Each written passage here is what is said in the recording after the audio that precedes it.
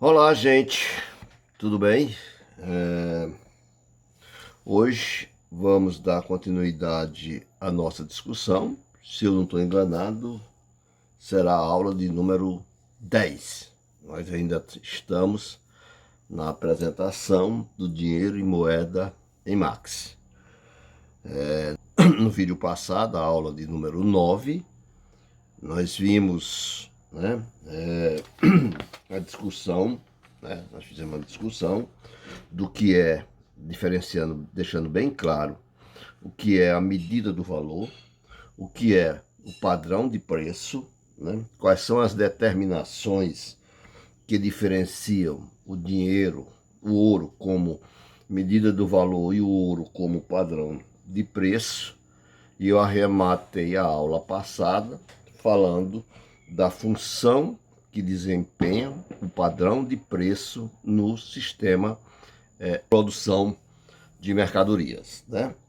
E aí aproveitei um gancho para mostrar que David Ricardo e Adam Smith, que passaram a vida tentando descobrir uma medida invariável de valor, né? Procurar essa medida invariável de valor no lugar errado, né?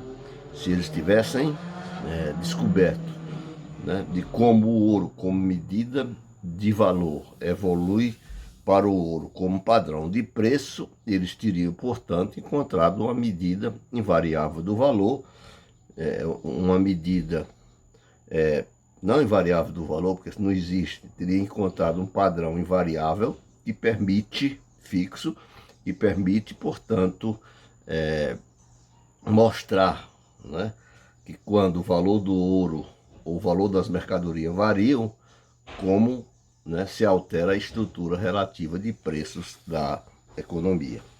Então, hoje nós vamos dar continuidade à nossa discussão, agora mostrando outra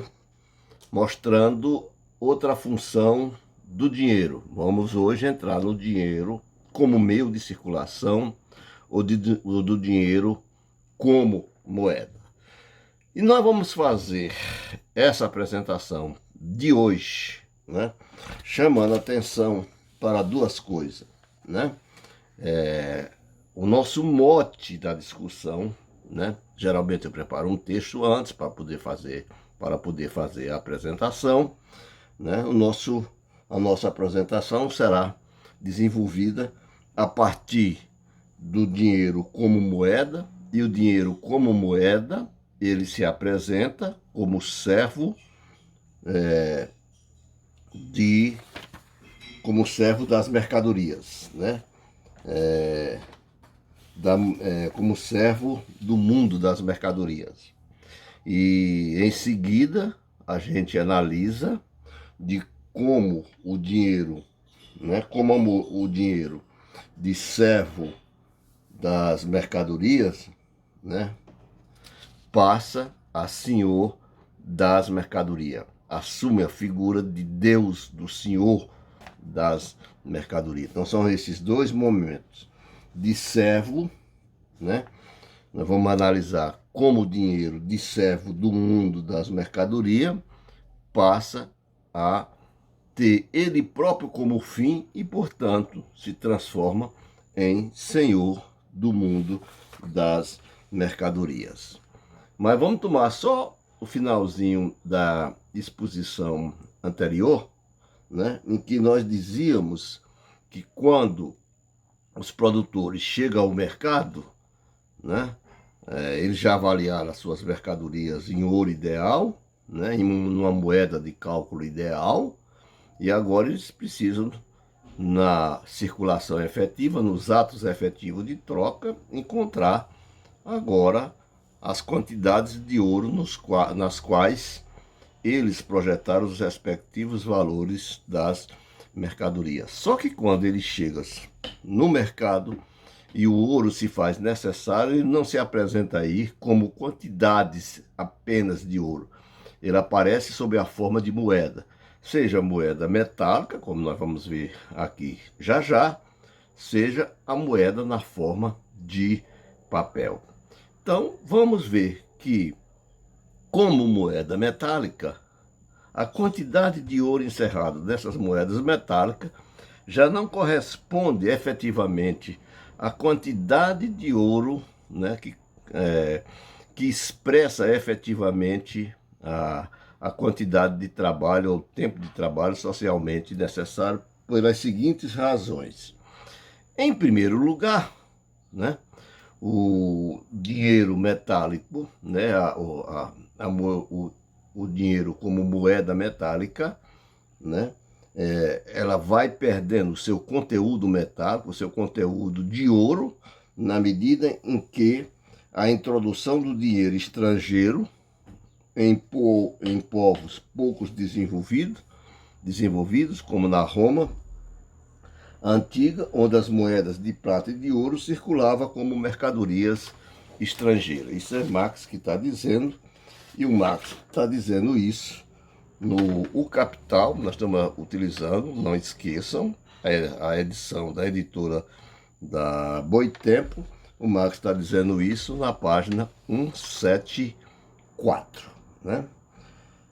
Outra maneira de como a moeda metálica vai perdendo o seu conteúdo em ouro deve-se ao fato de que, com o desenvolvimento da riqueza, o metal menos nobre perdeu sua função de medida do valor para o metal mais nobre.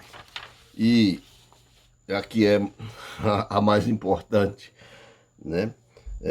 O processo de falsificação, né, levado a cabo pelos príncipes, né, para, né, destituir, fazer com que uma determinada moeda represente uma quantidade tal de ouro que na realidade ela não corresponde a essa quantidade de ouro. Eles falsificam, né, o teor metálico das moedas metálicas. Então, esse processo progressivo da separação do peso metálico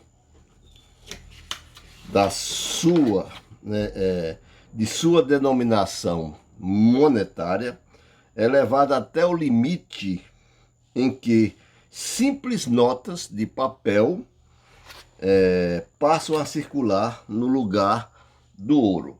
Ora, se já vem num processo de desgaste do conteúdo metálico do ouro, esse processo é levado até o limite em que, né, já não é mais necessário uma migalha sequer de ouro para que o dinheiro possa funcionar como moeda, né? Basta ele aí representar, ele aí vai se apresentar, como nós vamos ver daqui a pouco, apenas como signo do valor.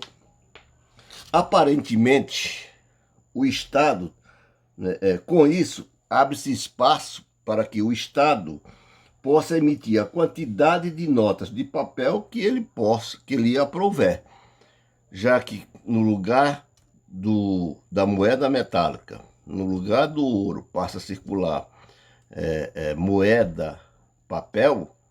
Então o Estado, né, como emissor desses papéis, desse papel moeda, pode ter a liberdade de emitir a quantidade que ele bem quiser entender dessa a moeda. Mas esse poder do dinheiro, do Estado, é um poder apenas aparente.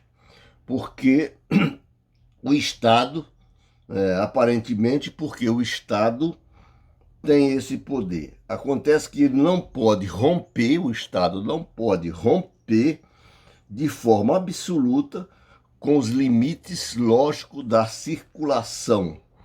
Se ele rompe com os limites, se ele inunda a circulação de papel moeda, ele passa a romper com os limites exigidos da lógica da própria circulação de mercadoria.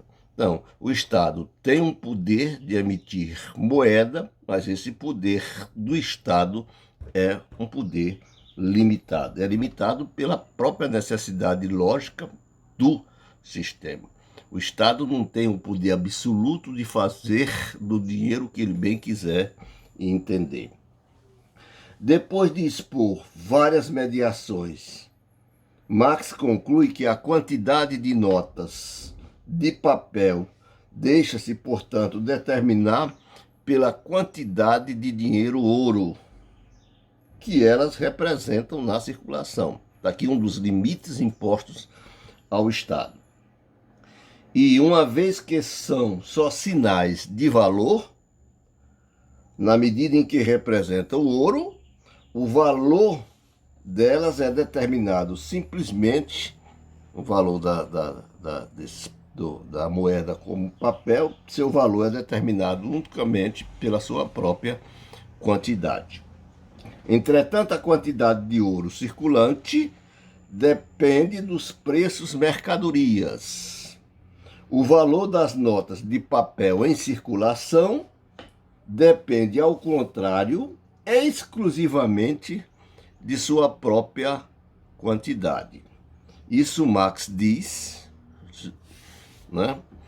Não está no Capital, mas está na Crítica da Economia Política, e isso ele diz na página 89.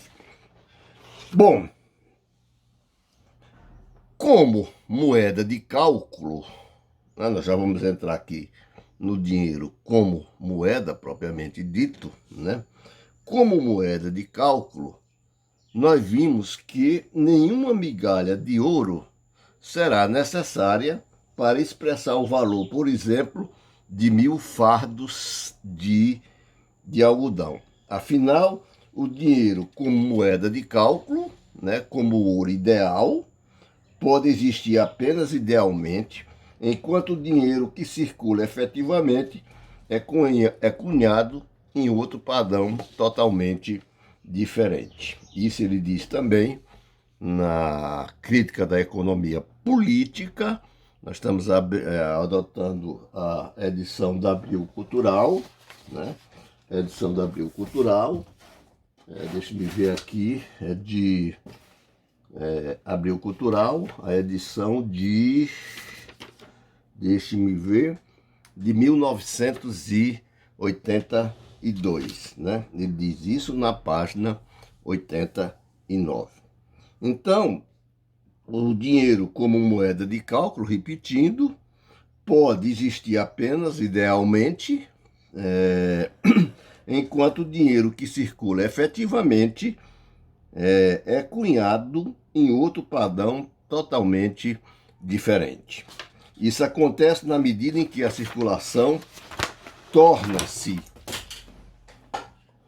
caiu aqui o microfone, desculpe, em que a circulação torna-se dominante. Quanto mais se generaliza a troca como relação social básica na economia, amplia-se cada vez mais a diferença entre o conteúdo nominal e o conteúdo metálico das moedas de metal, a ponto de evoluir até a sua cisão absoluta, né? A moeda vai nascer, o dinheiro como moeda vai nascer dessa cisão levada ao extremo, né? Do conteúdo metálico, né, das moedas, a separação do valor nominal do conteúdo metálico das moedas. É então que o nome monetário do dinheiro, 10 libras, 5 libras esterlinas, 10 reais, 2 pences, né? 2 francos, que são os nomes monetários do padrão do ouro como padrão de preço, que ele recebe essas denominações monetárias. Isso aí é o conteúdo, isso aí demonstra o seu conteúdo nominal, né? Vai se separar, né? Esses nomes monetário vão se separar na medida em que evolui o desenvolvimento do capitalismo de forma radical, né, do seu conteúdo metálico. É então que o nome monetário do dinheiro, continua Marx na crítica da economia política, na página 86, Marx continua dizendo o seguinte: o nome monetário do dinheiro se desprende de sua substância, no caso o ouro, né, e passa a existir fora dela. O nome monetário passa a existir fora da sua substância metálica, no caso o ouro. Impresso em pedaços de papel sem valor. Em seu próprio curso, o dinheiro ouro se transforma em seu próprio símbolo, diz Marx. Primeiro na forma de ouro desgastado, né, o desgaste na circulação vai levar com que o conteúdo metálico vá se perdendo à medida em que o capitalismo vai se desenvolvendo ou à medida em que a moeda vai circulando, né? Em seu primeiro curso, o dinheiro se transforma em seu próprio símbolo, primeiro na forma do ouro desgastado, depois na forma de moeda metálica subsidiária e finalmente na forma de fichas de papel sem valor, isto é, na forma simples sinal de valor, que são as notas, né, que nós conhecemos de dinheiro, né? R$1, R$2, R$5, R$50, são moedas, são fichas de papel, né, que tem um valor, onde este valor, né, é assegurado, tem uma circulação forçada, né, ela tem um valor intrínseco, né, que é garantido única e exclusivamente pelo Estado, né? É assim, portanto, que o dinheiro assume a forma de moeda, né? Primeiro, as coisas acontecem, né, com o desgaste natural, né, do conteúdo da moeda metálica, na medida em que ela circula, né, e na medida em que os agentes econômicos reconhecem, né, o valor intrínseco do dinheiro em papel, né, de curso forçado, porque o Estado é o fiador, garante de que aqueles R$10 que ele tem em mão são realmente R$10 com que ele pode, que lhe dá, digamos assim, o direito de adquirir qualquer mercadoria nesse valor no mercado nacional. É assim que o dinheiro assume a forma moeda.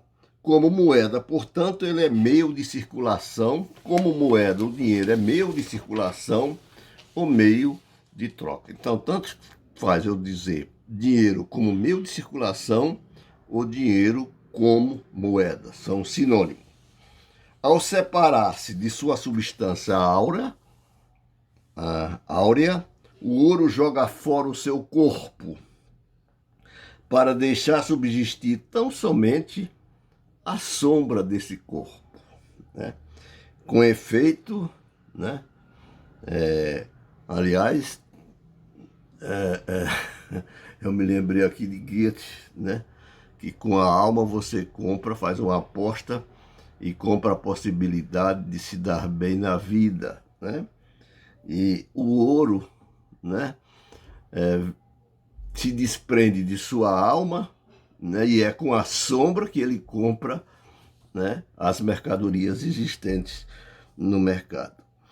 Bom, mas voltando à nossa discussão, né, ao se separar da substância áurea, o ouro joga fora o seu corpo para deixar subsistir tão somente a sua sombra. Com efeito, quanto mais tempo a moeda gira a uma velocidade estável, ou quanto mais movimentada é sua circulação no mesmo período de tempo, maior é a separação que produz entre o seu valor de ser moeda e o seu modo de ser metálico, de ouro ou de prata. A circulação da moeda, à medida em que ela começa a circular, e quanto mais ela circula, e quanto maior a velocidade dessa circulação, mais acontece esse divórcio entre a substância ouro, né, e a sua representação monetária. O que sobra, né, disso tudo, o que sobra é a sombra de um grande nome. O corpo da moeda não é nada mais do que uma sombra de uma substância, do ouro que não existe mais, que não circula mais.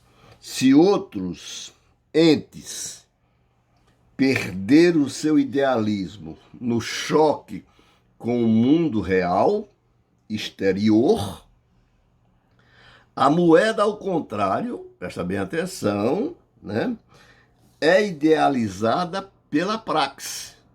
O que era ideal perde, né, seu idealismo no choque com o mundo real, e a moeda, né, se torna, portanto,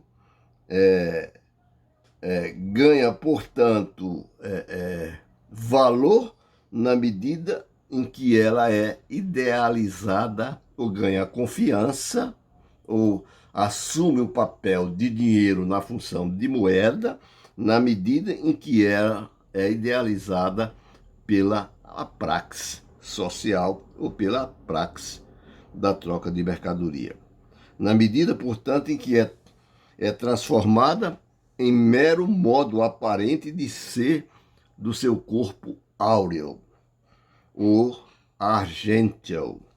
Essa segunda idealização, a do dinheiro metálico, efetuada através do próprio processo de circulação, ou seja, separação que se produz entre o seu conteúdo nominal e o seu conteúdo real, é explorada em parte por governos, em parte por aventureiros particulares, que falsificam as moedas de diversas maneiras. Marx aqui volta novamente a mostrar de que forma, não só na circulação, ou na própria praxe que idealiza, né, e que torna um simples signo do valor como tendo validade de dinheiro que permita aos seus detentores acesso às mercadorias existentes, né? Marx aqui está mostrando claramente como se dá este processo em que, né, o ouro, né, é deixado de lado, né, se separa totalmente do dinheiro na sua função de moeda que circula dentro da economia. Aqui, né, o dinheiro, né, funciona apenas na condição de servos da mercadoria.